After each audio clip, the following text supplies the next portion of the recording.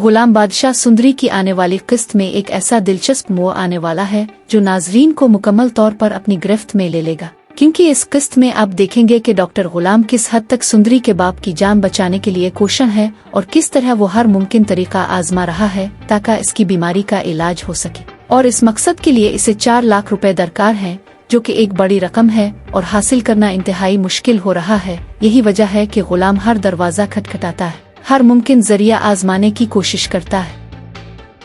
लेकिन बदकिस्मती से इसे किसी से कामयाबी हासिल नहीं होती और यूं उसकी परेशानी और बढ़ जाती है और वो खुद भी दुखी और बेबस महसूस करता है, क्योंकि वो जानता है कि अगर ये रकम ना मिली तो सुंदरी के वालिद की जान खतरे में है और अब इसके पास सिर्फ एक आखिरी रास्ता बचता है, जो कि बादशाह के वालिद के पास जाने का है। और वो दिल ही दिल में सोचता है कि यह कदम उठाना खतरनाक है, लेकिन जरूरत इसकी मजबूरी है। फिर वो बादशाह के वालिद को कॉल करता है और अपने मकसद के लिए मदद मांगता है, यानी 4 लाख रुपए की रकम,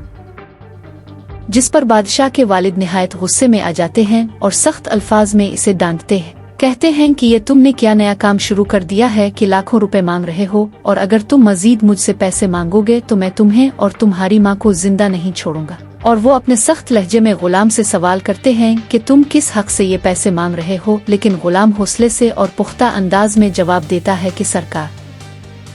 मैं अपने हक से ये रकम मांग रहा हूँ और मेरे पास ये हक है कि मैं अपने काम को आगे बढ़ाऊं और अपने मकसद को पूरा करूं। और यूं वो अपनी बात पर कायम रहता है, जिसके बाद अब देखेंगे कि गुलाम अपनी तमाम सलाहियतें और वसाइल इस्तेमाल करता है और कहीं से भी पैसे का इंतजाम कर लेता है और बिलाखिर सुंदरी के बाप की वक्ती तौर पर जान बच जाती है। लेकिन इसकी सेहत अब भी नाजुक और गैर यकीनी है और डॉक्टर गुलाम मुसलसल फिक्रमंद रहता है कि कब कब इसकी हालत बिगड़ सकती है, और इस दौरान वो एक और अहम जिम्मेदारी भी संभालता है,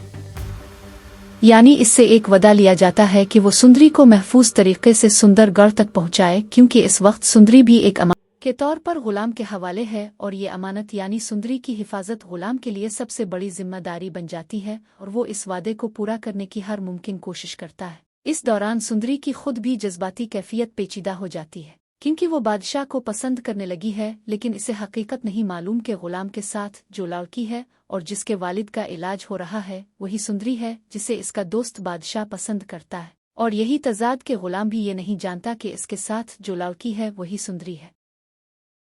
कहानी को और भी ज्यादा पेचीदा और दिलचस्प बनाता है और यूं नाजरीन के लिए यह किस्त एक जज्बाती और सनसनीखेज तजर्बा बन जाती है, क्योंकि एक तरफ गुलाम की जिदोजहद है, दूसरी तरफ सुंदरी की गैर यकीनी हालत है और तीसरी तरफ बादशाह का ये मामला कि वो भी सुंदरी के जज्बात के बारे में नहीं जानता। और ये सब मिलकर एक ऐसा ड्रामाई मुहासरा पैदा करते हैं जो देखने वाले की दिलचस्पी को बुलंद करता है। और इसी दौरान किस्त में दिखाया जाएगा कि किस तरह गुलाम अपनी अक्ल, हौसले और कोशिशों के जरिए हर रुकावट को उबूर करता है,